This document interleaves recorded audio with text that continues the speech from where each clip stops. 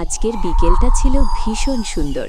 হালকা বাতাস আর পাখিদের কিচিরমিচির শব্দে পুরো গ্রামটা যেন শান্তিতে ভরে উঠেছিল। এই সুন্দর বিকেলে অনু ঠিক করল আজ সে বানাবে মজার পুঁই শাকের পাকোড়া। সে প্রথমে বাড়ির আঙিনা থেকে তাজা পুঁই শাকের পাতা তুলে আনলো, সাথে কাঁচামরিচ আর টাটকা পেঁয়াজও নিয়ে এলো। সবকিছু ভালোভাবে ধুয়ে নিল অনু। তারপর খুব যত্ন করে শাক, পেঁয়াজ আর মরিচ কুচি কুচি করে কাটল।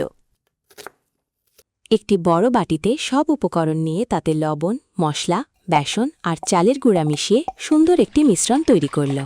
এরপর চুলায় তেল গরম করতে দিল।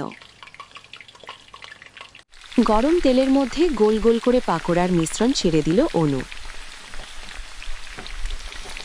ধীরে ধীরে পাকোড়াগুলো সোনালি রং ধারণ করল।